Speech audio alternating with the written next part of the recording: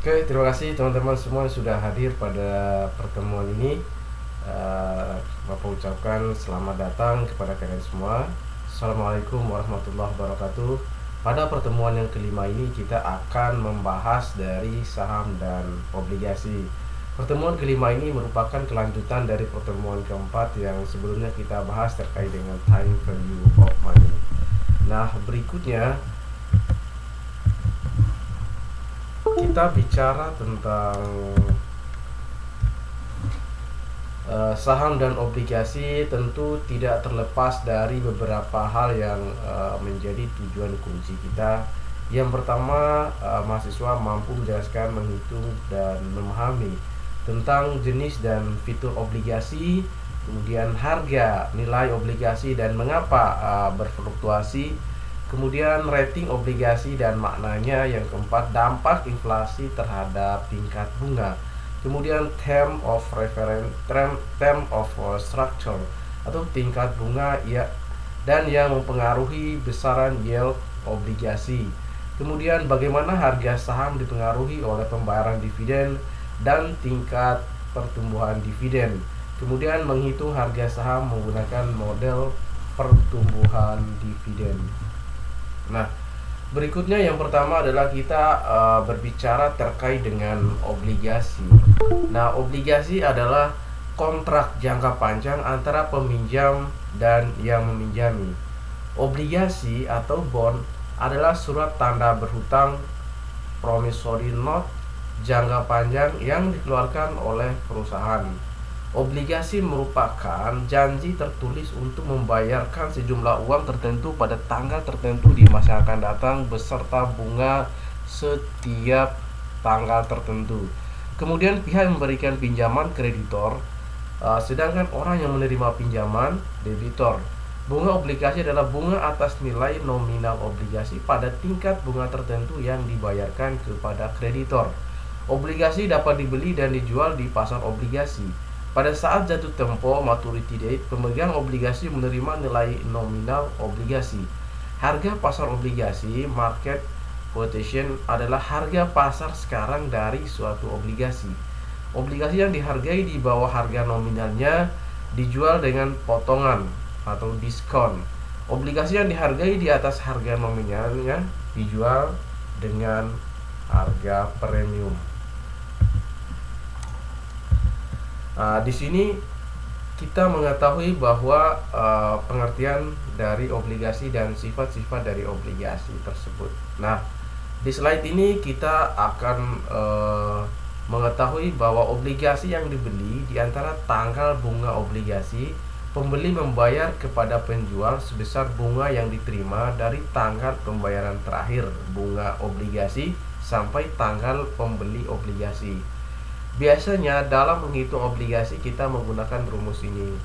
I adalah bunga berjalan, P nilai nominal obligasi yang dibeli dikali R.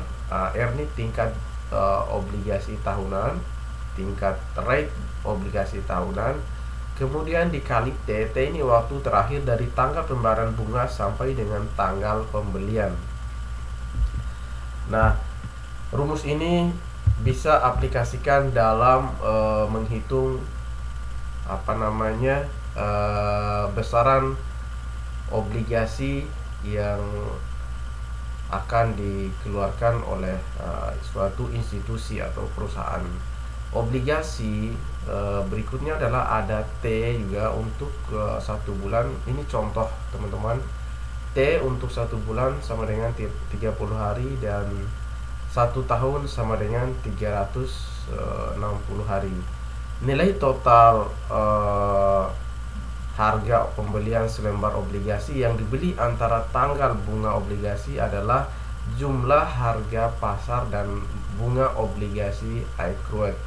Setiap komisi untuk pialang atau broker harus ditambahkan pada harga pembelian. Tingkat pendapatan suatu investasi berupa obligasi dapat ditentukan dengan 2 cara, yaitu yang pertama tingkat current yield persen sama dengan bunga tahunan. Tahunan ini 360 hari dibagi harga pasar dikali 100%. Kemudian dua, tingkat yield to maturity persen sama dengan bunga tahunan rata-rata dibagi investasi rata-rata dikali 100%.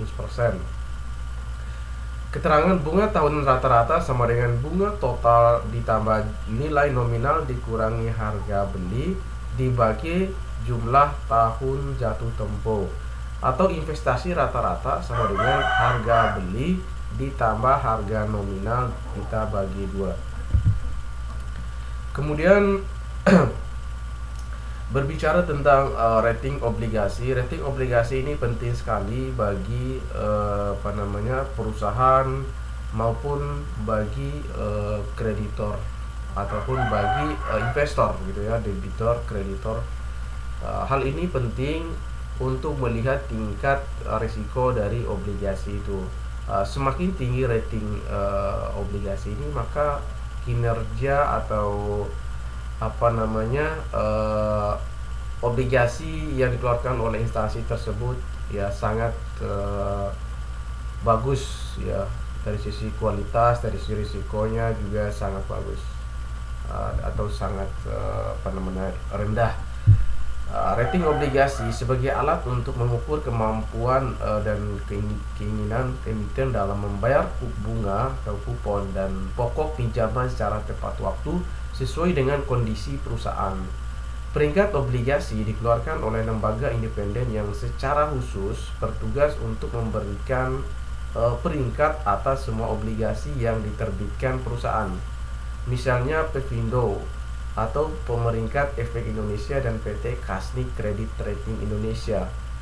Contoh rating dengan status kreditnya, rating stat kredit triple A, berarti statusnya adalah excellence, double A atau very good, A good, triple B adequate atau BB, sampai triple C junk atau sangat spekulatif. Nah, semakin tinggi rating ini tentunya ada kepastian imbal hasil atau kupon yang didapatkan oleh konsumen yang membeli produk obligasi tersebut. Kemudian berbicara tentang jenis-jenis obligasi berdasarkan penerbitnya, ada obligasi corporate bonds, obligasi yang diterbitkan oleh perusahaan baik yang berbentuk badan usaha milik negara, BUMN, atau badan usaha swasta. Government bonds, obligasi yang diterbitkan oleh pemerintah pusat. Istilah lainnya adalah treasury bonds. Kemudian ada municipal bonds, obligasi yang diterbitkan oleh pemerintah daerah untuk membiayai proyek-proyek yang berkaitan dengan kepentingan publik atau public utility. Kemudian yang keempat ada foreign bond, obligasi yang diterbitkan oleh pemerintah asing atau perusahaan asing. Kemudian berdasarkan kupon, obligasi juga dibagi menjadi coupon bonds, dan juga yang kedua ada zero coupon bonds. Jenis-jenis obligasi berdasarkan jaminannya, yang pertama ada secure bonds, adalah obligasi yang dijamin dengan kekayaan tertentu dari penerbitnya atau dengan jaminan lain dari pihak ketiga. Kemudian ada guaranteed bonds, adalah dijamin dengan penanggungan dari pihak ketiga. Kemudian ada juga mortgage bonds, adalah dijamin dengan agunan hipotek atas properti atau aset tetap. Kemudian ada collateral trust bond, dijamin dengan efek yang dimiliki penerbit dalam portofolionya, misalnya saham-saham anak perusahaan yang dimilikinya. Kemudian ada unsecured bonds, adalah obligasi yang tidak dijaminkan dengan kekayaan atau aset real tertentu. Kemudian jenis-jenis obligasi juga ditinjau dari waktu jatuh temponya. Ada dua macam obligasi, yaitu ada obligasi biasa atau term bonds dan ada obligasi berseri atau serial bonds. Ditinjau dari jaminannya, ada dua macam obligasi, yaitu obligasi yang dijamin dan obligasi yang tidak dijamin. Obligasi yang dijamin oleh pihak lain atau yang disebut obligasi bergaransi. Obligasi yang dapat ditukar dengan saham disebut dengan obligasi yang dapat dipertukarkan. Ditinjau dari bentuknya, obligasi dapat dibedakan menjadi dua, obligasi atas nama dan obligasi kupon. Fitur atau karakteristik obligasi, nilai pari atau nilai nominal adalah nilai yang tertera pada kertas obligasi dan mewakili jumlah uang yang dipinjam oleh perusahaan dan akan dibayarkan pada saat jatuh tempo atau maturity. Kemudian yang kedua ada kupon untuk tingkat bunga. Coupon rate adalah jumlah bunga yang harus dibayarkan setiap tahun oleh perusahaan yang mengeluarkan obligasi atau coupon bonds. Contoh, par value 10.000 bayar kupon 1.000 per tahun. Artinya kupon sebesar 10% per tahun. Kemudian ada maturity date atau jatuh tempo, tanggal di mana nilai par harus dibayar. Kemudian di sini kita coba bahas terkait dengan perilaku harga obligasi. Harga obligasi yang diperdagangkan biasanya dinyatakan dengan angka persentase tanpa persen. Contoh, jika harga penutupan sebuah obligasi adalah 105, berarti obligasi itu diperdagangkan pada 105% dari nilai parinya atau nilai parnya. Kemudian harga obligasi dipengaruhi tingkat bunga perbankan. Jika suku bunga lebih besar dari coupon rate, maka cenderung dijual pada nilai diskon. Kemudian jika suku bunga sama dengan coupon rate, maka cenderung dijual sesuai dengan nilai parnya. Kemudian jika suku bunga lebih kecil dibandingkan dengan coupon rate, maka cenderung dijual dengan harga premium atau harga yang tinggi. Pembeli obligasi yang membeli di harga di bawah nilai pari atau nilai nominal dikatakan membeli obligasi at discount. Apabila obligasi naik di atas nilai nominalnya, maka dikatakan obligasi dijual at premium. Sedangkan obligasi at par adalah obligasi yang dijual sebesar nilai nominalnya. Jadi fenomena ini juga membuat beberapa kebijakan pemerintah ikut menyeimbangkan tingkat suku bunga yang dikeluarkan oleh Bank Indonesia. Dilihat juga dengan kaitannya terhadap obligasi. Jika suku bunga terlalu tinggi, ini akan mempengaruhi nilai obligasi yang jika nantinya akan dikeluarkan oleh pemerintah. Begitu juga sebaliknya. Bukan hanya pemerintah yang mengeluarkan obligasi itu juga, tapi juga bisa dari pihak swasta. Berikutnya ini kita melihat contoh dari obligasi yang yang ada. Ini kebetulan obligasi di International Minerals and Chemical Corporations. Ini nilainya adalah $5.000. Kemudian ini adalah perusahaan yang mengeluarkan obligasinya. Kemudian di sini ada tanggal jatuh temponya. Di sini ada coupon rate-nya. Di sini ada spesimen atau nilai par value-nya, nilai nominalnya. Jadi di sini cukup jelas ya. Di sini tertera juga tanda tangan dari pihak yang mengeluarkan obligasi itu. Artinya obligasi ini memberikan informasi yang cukup, yang lengkap gitu ya, baik dari sisi pihak perusahaan atau lembaga yang mengeluarkannya, kemudian tanggal jatuh tempo, kemudian ada nilai parnya. Kemudian berikutnya kita lihat juga di sini bahwa obligasi itu tentu punya risiko yang cukup rendah, tergantung pihak atau lembaga yang mengeluarkan obligasi itu gitu. Apakah lembaga atau institusi obligasi itu berstatus atau tingkatnya AAA atau justru tingkat yang paling bawah. Oleh karena itu, setiap ada kegiatan investasi baik obligasi selalu punya sisi risiko. Oleh karena itu diharapkan sebagai investor atau sebagai analis, hal ini menjadi induk atau fenomena yang harus dilihat secara menyeluruh, baik dari sisi makro maupun dari sisi mikronya. Nah, oleh karena itu risiko dalam berinvestasi obligasi dapat kita lihat, yang pertama adalah ada risiko bunga dan nominal tidak terbayar atau default risk. Yang kedua, ada risiko obligasi sulit dijual kembali atau kita mengalami liquidity risk. Kemudian ada yang keempat, risiko harga pasar obligasi turun karena kenaikan suku bunga pasar, interest rate. Jadi ketika kenaikan suku bunga pasar, investor lebih tertarik untuk melakukan tabungan deposito di bank.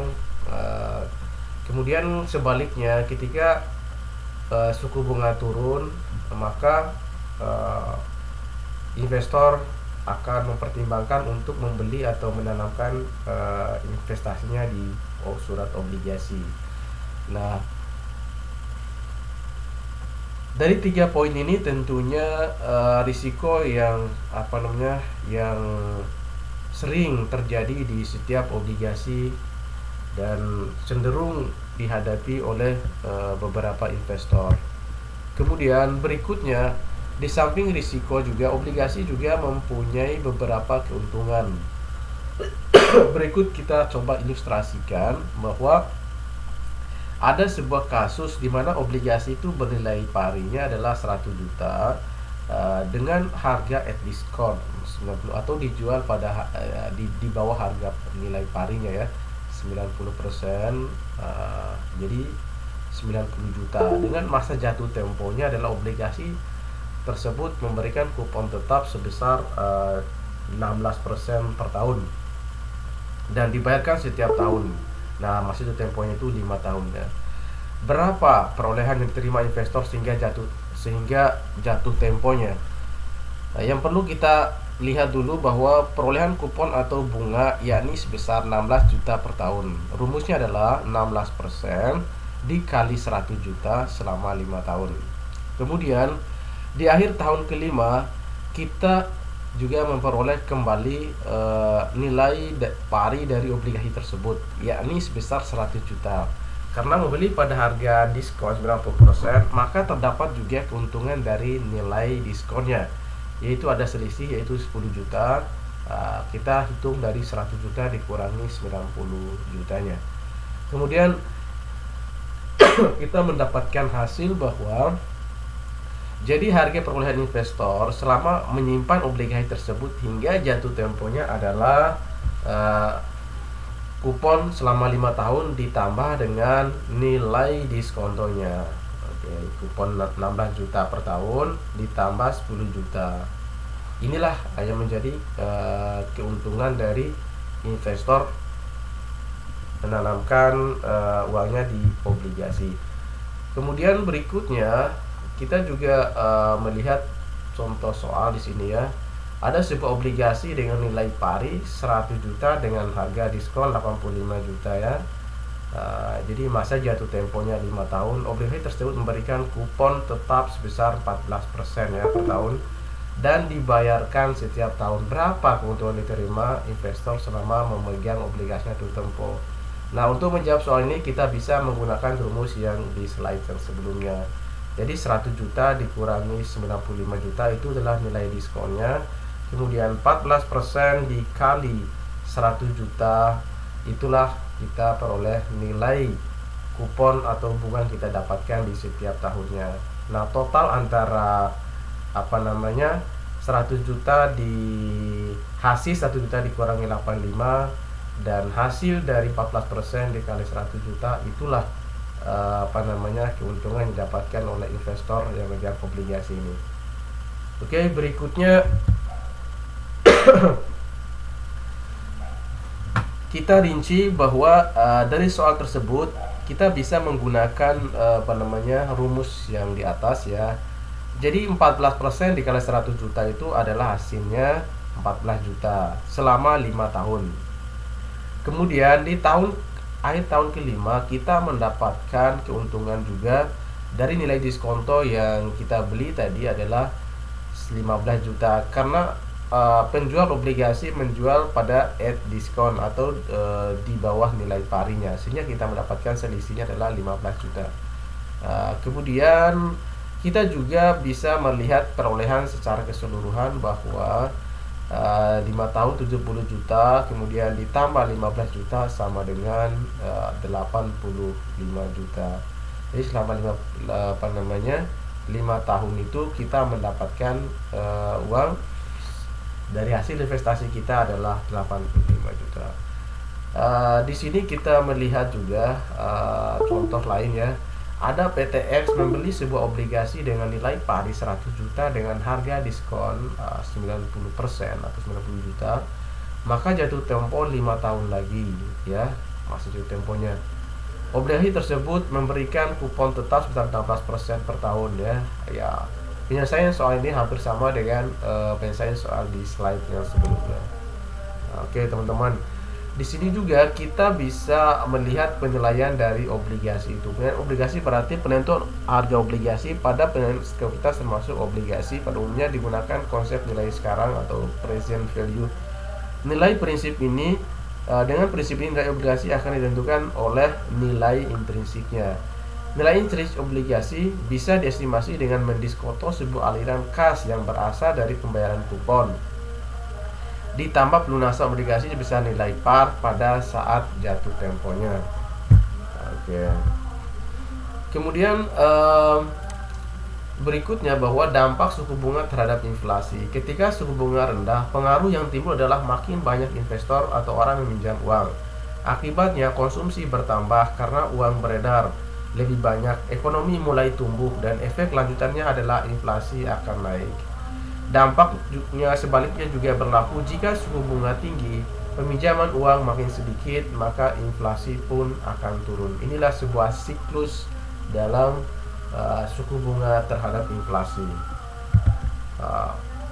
Di sini kita bisa melihat bahwa ada obligasi tanpa bunga ya. Di sini kita menggunakan istilah PV, rumus present value sama dengan maturity value. Di sini ada rumusnya ya teman-teman ya. Present value sama dengan 1 plus K pangkat N dibagi maturity value dikali PVI FK, N. N ini adalah jangka waktu jatuh tempo obligasinya. Di mana K tingkat keuntungan yang diminta atau ITM, kemudian N jumlah periode. ITM, year to maturity, adalah tingkat keuntungan yang diminta investor jika membeli obligasi pada harga pasar saat ini dan menahan obligasi tersebut hingga jatuh temponya. Di sini ada di sini ada contoh soal ya, dari implementasi dari penjelasan di atas bahwa diketahui sebuah obligasi tak berbunga yang bernilai nominal 500 juta. Jatuh tempo dalam 4 tahun, tentukan harga obligasi jika investor mengharapkan yield 12%. Jawab, maturity value 500 juta N 4 tahun jangka waktunya tadi, kemudian PV MV ini dibagi 1 plus K pangkat N. Nah, 500 juta dibagi 1 plus 0,12 dibangkatkan 4. Jadi present value adalah 317.759.000. Inilah nilai sekarang dari obligasi 500 juta pada 4 tahun yang akan datang. Berikutnya adalah bahwa kita juga bisa menggunakan tabel PVIF ya. Di sini kita tinggal menghitung PV sama dengan NV dalam kurung PVIF 12%,4 ya, sama dengan 500 juta dikali 0,6355, jadinya present value sama dengan 317.250.000 ini. Nah, inilah nilai intrinsik dari obligasi yang nominalnya 500 juta di atas. Kemudian kita juga bisa melihat bahwa ada pilihan obligasi sesuai dengan bunga tahunan. Nah, nilai obligasi adalah present value dari semua aliran kas yang diperoleh investor dari obligasi, bunga, dan prinsipal atau maturity value pada tingkat keuntungan yang diminta. Ini adalah garis waktu yang menunjukkan bahwa dari awal kita membeli obligasi sama dengan masa jatuh temponya. Kemudian PV ini present value, kita pakai menggunakan ini aliran kas di tahun pertama, tahun kedua, kemudian sampai tahun KN. Kemudian kalau kita menggunakan rumus di tabel juga, kita tinggal menghitung INT-nya. INT ini adalah interest, bunga ya. Kita melihat di tabel itu ada PVIFA, K-nya, kemudian ada N tahunnya, ditambah MV, PVIF, K, N ya. Maturity value, K tingkat keuntungan diminta, dan N jumlah tahun atau jatuh temponya. Nah, ini contoh yang merupakan implementasi dari penjelasan di atas, bahwa nilai nominal sebuah obligasi adalah 500 juta, tingkat kupon 12% per tahun, dan jatuh tempo 3 tahun. Jika tingkat keuntungan yang diminta atas obligasi tersebut adalah 15%, berapakah nilai intrinsikal obligasi tersebut? Nah, kita menggunakan rumus present value ini, lalu kita hitung arus nilai kuponnya setiap tahunnya gitu ya. N ini adalah di tahun pertama, tahun kedua, kemudian tahun ketiga.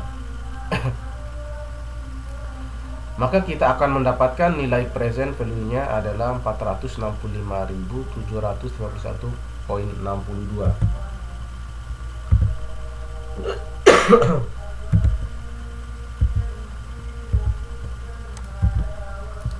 Oke, baik. Selanjutnya kita akan menggunakan dengan tabel juga, maka kita akan mendapatkan nilai yang lebih kurang sama ya. Berikutnya bahwa kita juga melihat dari penilaian obligasi berbunga. Dalam hal ini adalah bunga tahunan. Diketahui nilai nominal sebuah obligasi adalah 1 juta, tingkat kupon 10% per tahun, dan jatuh tempo 9 tahun. Jika keuntungan yang diminta atas obligasi tersebut adalah 12%, berapakah nilai intrinsik obligasi tersebut? Nah, di sini kita coba menjawab atau memecahkan dari persoalan di atas, bahwa diketahui MV sama dengan 1 juta, kemudian ada interest atau coupon rate 10% per tahun, bunga tahunan ini, N 9 tahun jangka waktunya, K 12% atau keuntungan yang diharapkan. Ditanya present value-nya. Kemudian kita mencoba menjawab dengan menggunakan tabel gitu ya. Maka kita akan mendapatkan nilai akhirnya adalah 893.800. Jadi nilai sekarang dari obligasi 1 juta adalah 893.800. Inilah nilai yang akan kita bayarkan sekarang untuk membayarkan obligasi pada 9 tahun akan datang sebesar 1 juta jika kupon rate adalah 10% per tahun. Kemudian lanjut adalah bahwa di sini kita juga melihat obligasi berbunga tahunan. Dalam kasus K lebih kecil dari kupon rate, nilai intrinsikal obligasi akan melebihi nilai nominalnya. Artinya investor membayar obligasi tersebut pada nilai premium atau di atas nilai parinya. Nilai nominal sebuah obligasi ini contoh adalah 1 juta, tingkat kupon 10% per tahun, dan jatuh tempo 9 tahun. Jika tingkat keuntungan yang diminta atas obligasi tersebut adalah 80%, berapakah nilai intrinsik obligasi tersebut? Nah, di sini kita melihat bahwa kalau kita menggunakan rumus ini, maka kita akan mendapatkan nilai present value obligasi ini adalah 1.124.700. Nah, jadi ada peningkatan dari nilai parnya sebesar 100.200 Rp24.700 ini. Nah, berikutnya adalah bahwa di sini kita juga melihat penyerahan obligasi berbunga setengah tahunan ya. Ini kita setengah tahunan N tadi kalau tahunan, kalau setengah tahunan kita akan menggunakan 2/N ya, atau interestnya kita bagi 2, atau 3 bulanan, berarti 3 bulanan itu tribulanan ya. Ada 4. Nah, kita bagi 4. 2 ini kita bagi 4. Ini juga menjadi karakteristik dari obligasi itu yang sudah kita bahas di atas ya. Ada bunga bulanan, ada bunga tahunan, semester, 1 bulan atau tribulanan, atau bahkan ada yang bunga tribulanan, tergantung obligasi dan ciri-ciri obligasi serta lembaga yang mengeluarkan obligasi tersebut. Obligasi contoh nih pada PT Abadi berkupon 10% per tahun dan kupon dibayarkan setiap setengah tahun, memiliki nilai nominal sebesar 1 juta dan waktu jatuh temponya 12% per tahun. Tingkat keuntungan yang diminta adalah 14% per tahun. Berapakah nilai intrinsik dari obligasi tersebut? Nah, setelah kita hitung, kita akan mendapatkan nilai intrinsiknya adalah Rp770.450 ya, 12 tahun ini ya. Nah, jadi kita 24, jadi 2 dikali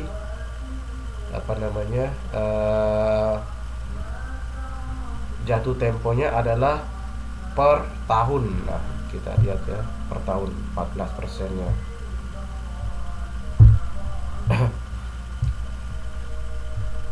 Kemudian dibayarkan per setengah tahun. Nah, jadi kita bisa melihat ini per setengah tahunnya 14% dibagi 2 ya. Nah, jadi 7% per semesternya. Nah, sehingga kita mendapatkan angka akhir di 770.450 ini.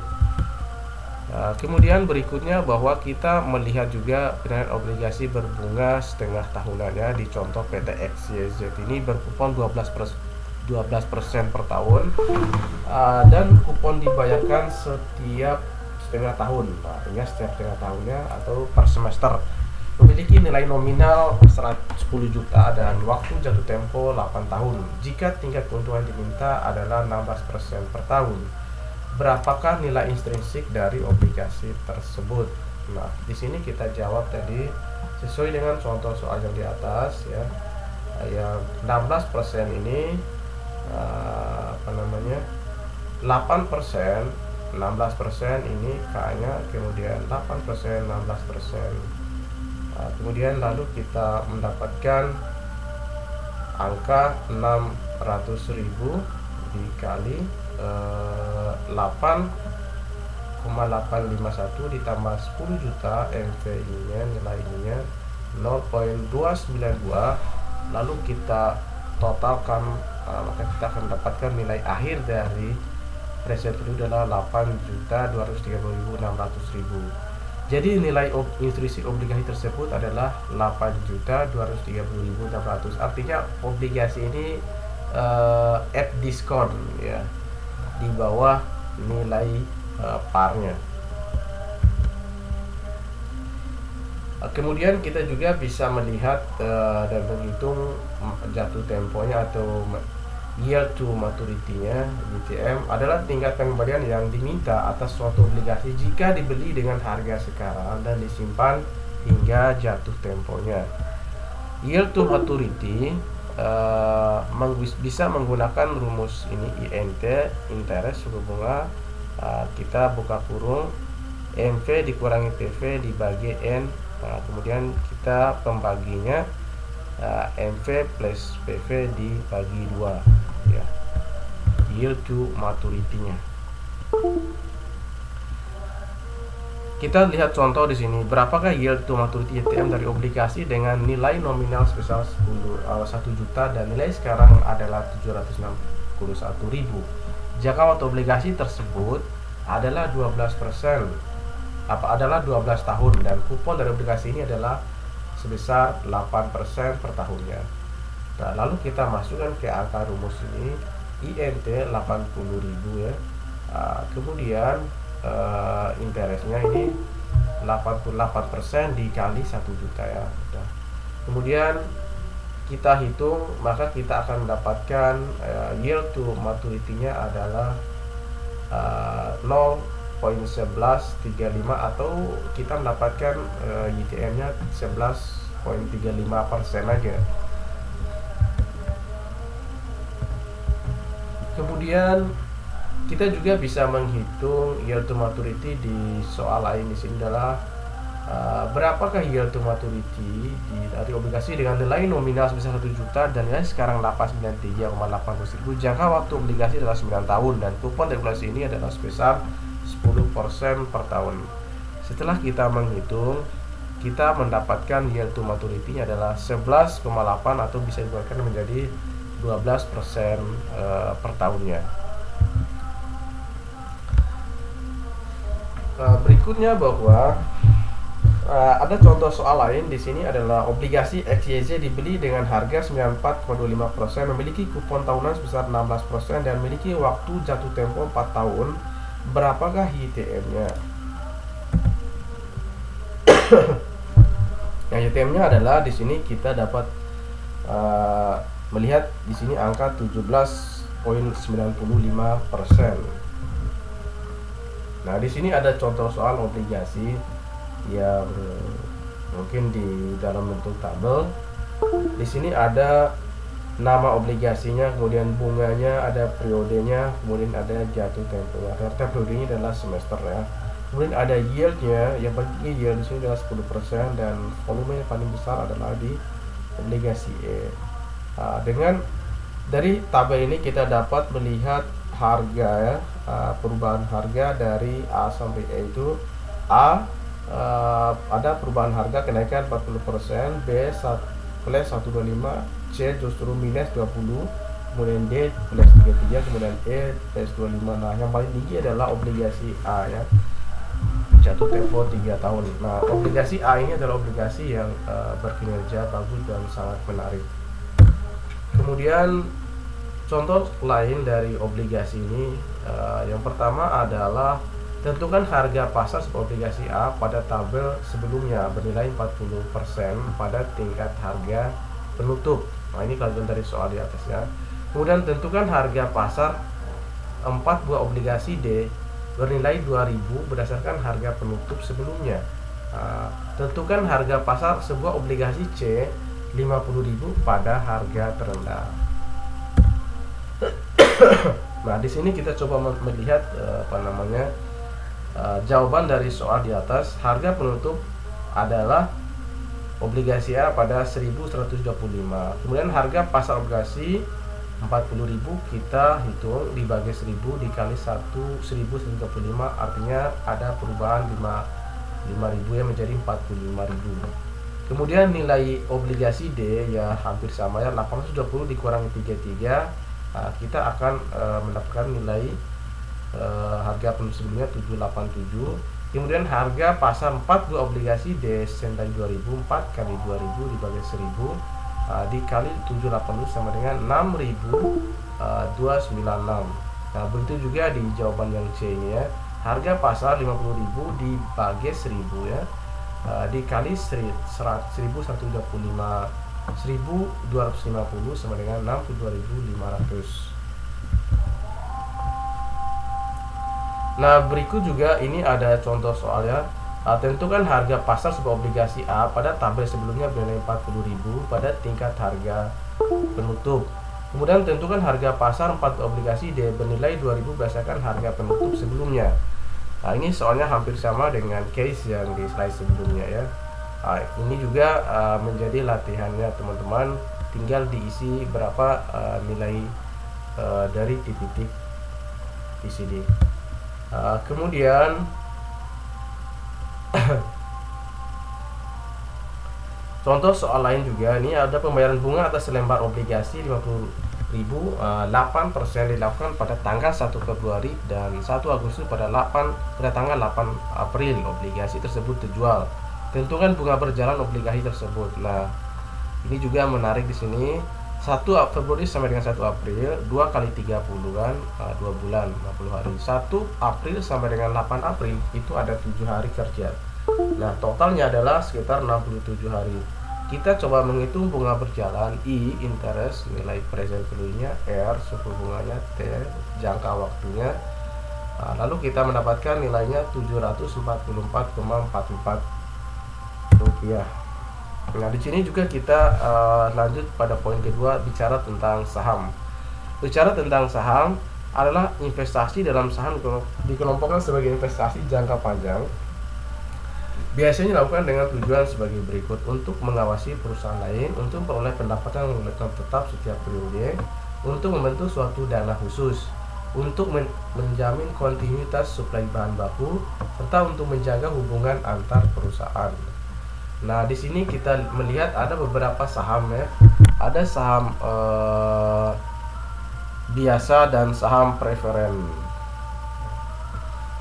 Nah, untuk mendapatkan saham tentunya kita harus melihat perusahaan yang tentunya sudah menawarkan diri atau sudah go public di BEJ, dan saham itu tentunya adalah menjadi bagian dari tanda pernyataan atau kepemilikan seorang atau badan dalam suatu perusahaan. Saham juga memberikan laba dalam bentuk dividen maupun yield ya. Dividen itu dibagikan dari hasil usaha atau operasi perusahaan, sedangkan dividen atau yield adalah dari kenaikan harga saham sebelum dan sesudah kita menjualnya. Pas kita beli atau pembelian awal dan kita jual pada akhir periode atau periode tertentu ada kenaikan. Nah, kenaikan itulah ada pendapatan gainnya, capital gainnya. Kalau berkurang berarti itu adalah capital lossnya. Nah, di sini kita melihat saham ada beberapa kriteria bahwa harga saham ada harga nominal par value, adalah harga saham yang ditentukan perusahaan pada saat saham pertama kali dijual kepada masyarakat. Kemudian ada harga pasar, market price, adalah harga saham terjadi di pasar saham, ditentukan oleh kerelaan pembeli untuk membayar dan keinginan penjual untuk menjual, atau ada harga keseimbangan di sini. Dividen adalah keuntungan yang diberikan perusahaan penerbit saham atas keuntungan yang dihasilkan perusahaan dari operasi tadi. Round lots adalah saham biasa yang dijual dalam jumlah 100 lembar. Odd lots adalah jumlah saham biasa yang lebih sedikit dari 100 lembar. Execution price adalah ongkos diferensial odd lots sebesar Rp20 per lembar saham yang diperdagangkan ditambah harga beli dikurangi harga jual. Pialang saham, stock broker bertindak sebagai perantara antar penjual dan pembeli di pasar saham. Banyak sekali broker-broker di pasar modal. Salah satunya adalah Mandiri Sekuritas. Berikutnya adalah saham juga bisa kita evaluasi investasi atau suatu saham dapat dilakukan dengan beberapa cara. Satu, menggunakan ukuran pendapatan tahunan annual yield. Kemudian dua, menggunakan ukuran keuntungan modal capital gain-nya. Berikutnya, pendapatan tahunan saham ditunjukkan dalam persentase atau persen. Pendapatan tahunan merupakan perbandingan antara dividen tahunan per lembar saham dengan harga per lembar saham tersebut. Pendapatan tahunan sama dengan dividen tahunan per lembar saham dibagi harga per lembar saham. Keuntungan modal capital gain adalah pendapatan bersih dikurangi ongkos total. Keuntungan total adalah dividen total ditambah keuntungan modal. Keuntungan total adalah sama dengan dividen total ditambah keuntungan modal. Metode pencatatannya dalam saham. Di sini kita lihat bahwa ada persentase kepemilikan kurang dari 20%, 20% sampai dengan 50%, lebih dari 50%. Kemudian metode pencatatannya. Ada metode nilai wajar, ada metode ekuitas, ada dibuat laporan keuangan yang dikonsolidasikan untuk kedua perusahaan.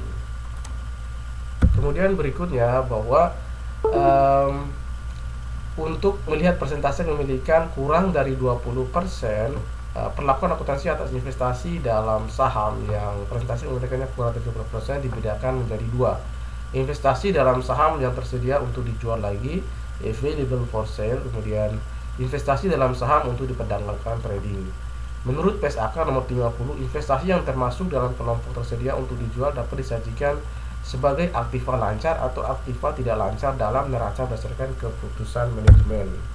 Berikutnya bahwa untuk membeli saham saham dapat diperoleh dengan dibeli tunai atau ditukar dengan aktiva. Apabila saham dibeli secara tunai, maka harga pokoknya adalah jumlah seluruh uang yang dibayarkan untuk memperoleh saham tersebut termasuk biaya komisi dan materi.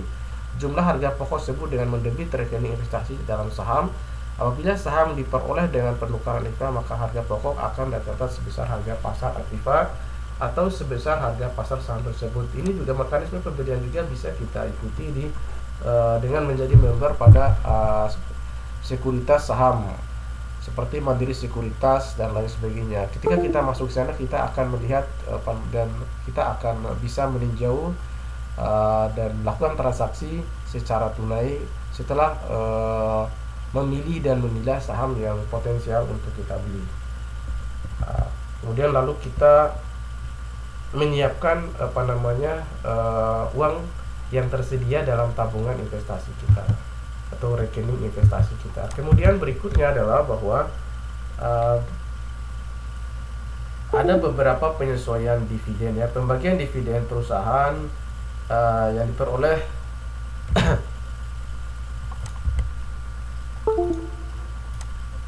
pemegang saham perusahaan kepada para pemegang tersebut. Pembagian dividen, jumlah dividen yang diterima pemegang saham tergantung pada jumlah lembar saham yang dimiliki.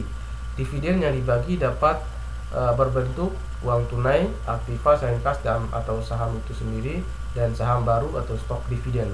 Kemudian ada setiap periode apabila nilai wajar saham yang dimiliki oleh investor berbeda dengan harga perolehannya, maka perbedaannya akan dicatat dalam rekening laba atau rugi perusahaan rugi belum terrealisasi. Dalam pertumbuhan dividen dikaitkan dengan nilai saham biasa, yaitu pertumbuhan dividen nol, pertumbuhan konstan, pertumbuhan tidak konstan. Kemudian berikutnya adalah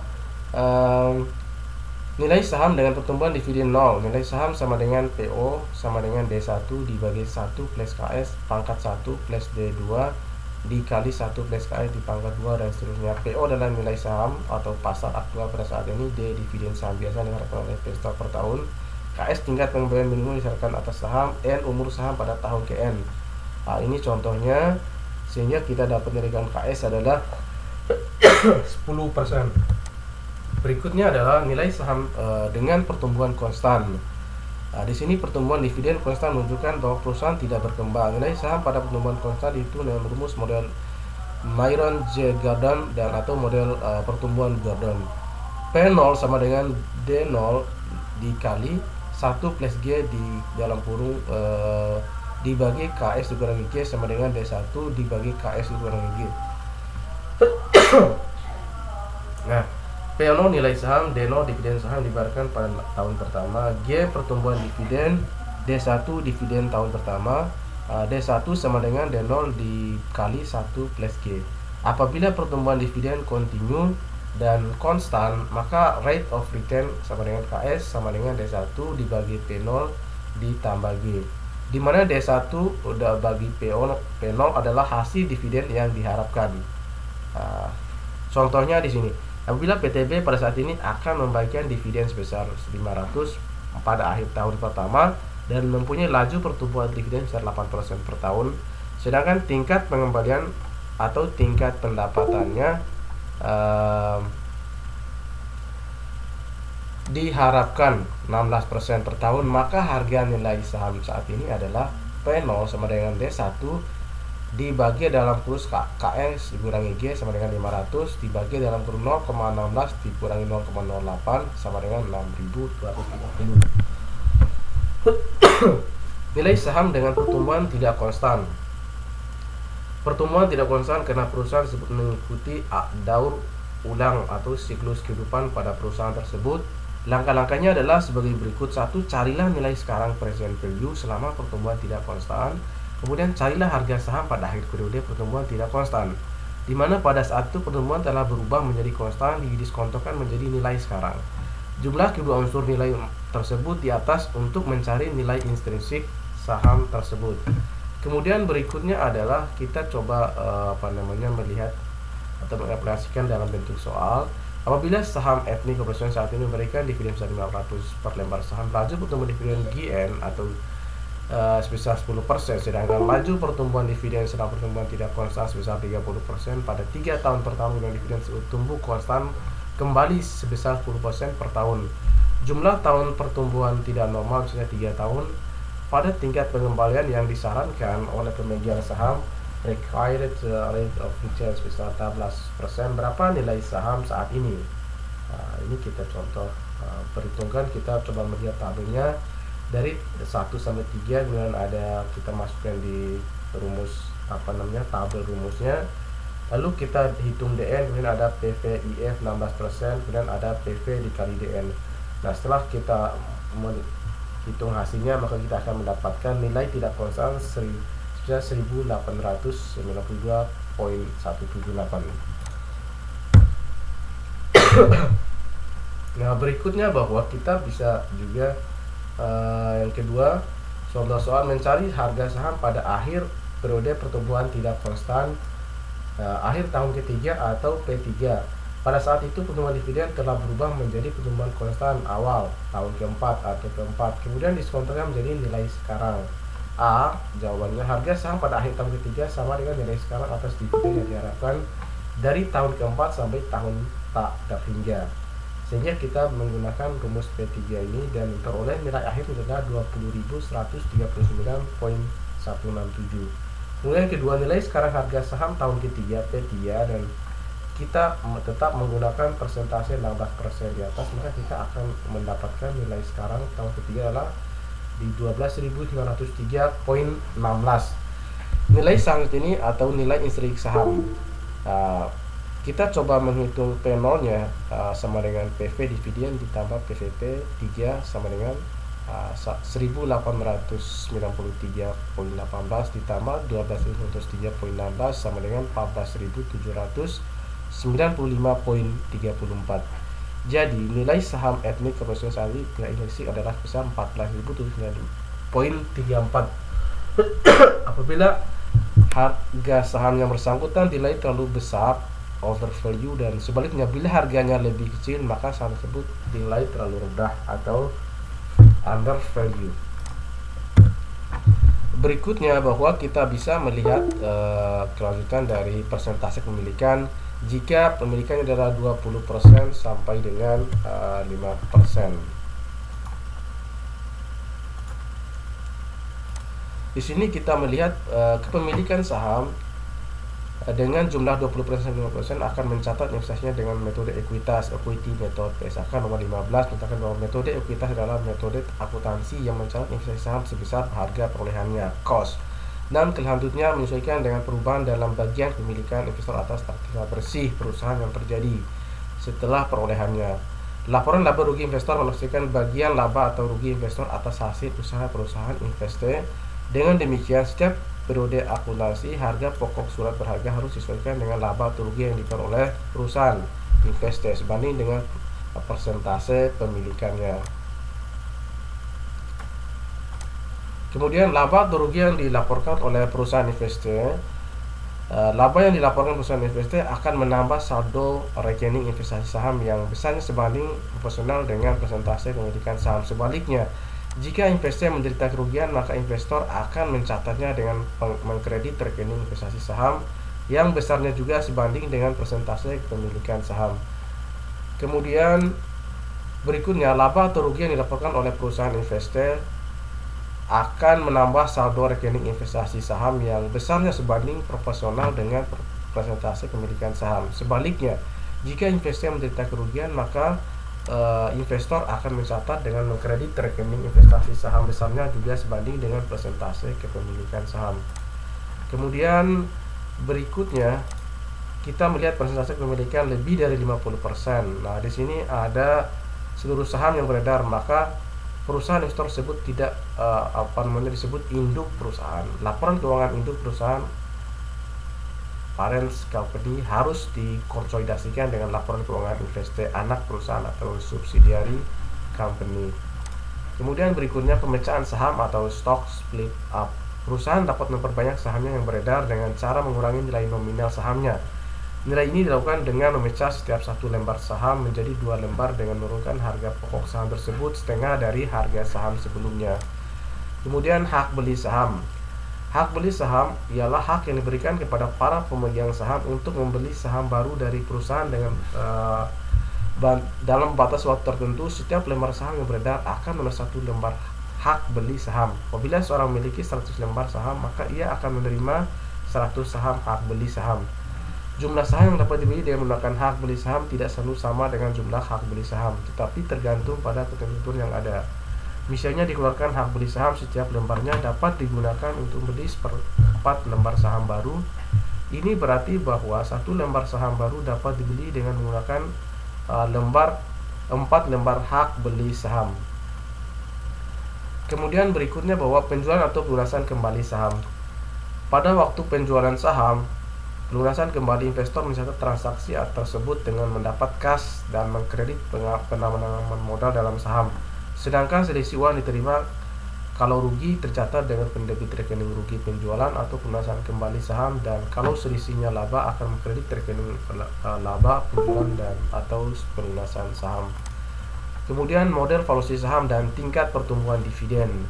Dividen yang diharapkan adalah dividen yang akan diterima oleh para pemegang saham pada akhir tahun tertentu. Misalnya D0 adalah dividen akhir yang dibayarkan D1, dan dividen pertama diharapkan akan dibayarkan pada akhir tahun ini. D2 adalah dividen yang diharapkan pada akhir tahun kedua, dan seterusnya. Kemudian di sini kita melihat harga pasar, market price dari harga saham, di mana saham dijual di pasaran. Di pasaran tersebut ada mekanisme perdagangan saham yang wajib diikuti. Harga saham yang diharapkan adalah nilai intrinsik saham hari ini, seperti yang dilihat oleh investor yang sedang melakukan analis yang tersedia misalkan di data-data BEJ, kemudian tersedia di sekuritas-sekuritas terkait. Kemudian tingkat pertumbuhan growth rate adalah dividen per lembar saham yang diharapkan. Jika tingkat dividen yang diharapkan tumbuh dengan tingkat yang konstan, maka tingkat pertumbuhan akan sama dengan tingkat tumbuhan laba perusahaan, dan harga saham yang diharapkan investor berbeda menggunakan nilai tingkat pertumbuhan yang berbeda pula untuk mengevaluasi saham suatu perusahaan.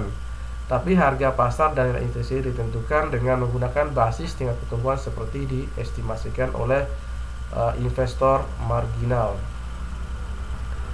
Berikutnya adalah bahwa tingkat pertumbuhan dan pengembalian requirement, kemudian ada tingkat pengembalian diharapkan, kemudian ada tingkat pengembalian aktual yang terrealisasi. Kemudian ada juga istilah hasil dividen, imbal hasil keuntungan modal, kemudian ada total pengembalian yang diharapkan. Kemudian ada juga istilah atau istilah lain yang sesuai dengan itu. Dan di sini kita coba melihat contoh soal dari saham ini ya. Kita melihat bahwa PTX menerbitkan 5.000 lembar saham biasa dengan nilai nominal 10.000 dan 1.000 lembar dari 100% saham istimewa dengan nilai nominal 1.200. Apabila perusahaan dapat menemukan dividen sebesar 2 juta untuk tahun ini, tentukan misalnya dividen per lembar sahamnya. Nah, kita hitung dividen per lembar saham istimewa 130.000, total dividen saham istimewa 130.000, total saham dividen saham biasa 1.880, dividen per lembar saham biasa adalah 376. Jadi totalnya adalah 2 juta. Ini juga contoh soal. Nah, ini juga ya bisa dibuat latihan. Kemudian ini contoh soal buat buat saham. Yang mudah-mudahan teman-teman bisa mengerjakannya sesuai dengan contoh atau menggunakan rumus yang ada di atas. Kemudian di sini ada latihan soal untuk Tuan Alma telah membeli saham biasa pada tingkat harga 12.500 per lembar saham. Dividen yang dia dapat terima adalah 500 per lembar saham. Tuan Alma menjual sahamnya setelah 2 tahun dengan harga 16.400 per lembar saham. Pertanyaannya, tentukan keuntungan total per lembar saham, tentukan persentase detik keuntungan total terhadap biayanya. Nah, ini menjadi soal yang bisa teman-teman kerjakan juga ya. Nah, ini dari soal-soal di atas bisa kita refresh lagi di sini. Ini contoh soal obligasi dan ini adalah hasil akhirnya. Kemudian di sini contoh soal obligasi juga. Kemudian di sini ada latihan soal obligasi. Berikutnya ada latihan soal obligasi yang bisa teman-teman coba garap untuk untuk latihan. Jadi teman-teman diminta memberikan atau mencoba mengerjakan secara sendiri, namun dengan metode kelompok ya, bekerja atau belajar kelompok, menghitung jawaban dari soal-soal yang belum terjawab di slide ini. Oke, untuk referensi bisa teman-teman baca di sini ya, ada Hanafi Mandu, ada Margarita, ada Rose, ada Michael, ada di Google, bisa juga di link ini. Oke, mungkin demikian yang bisa Bapak sampaikan pada pertemuan ini. Lebih dan kurang mohon maaf ya. Bila tidak, Assalamualaikum warahmatullahi wabarakatuh.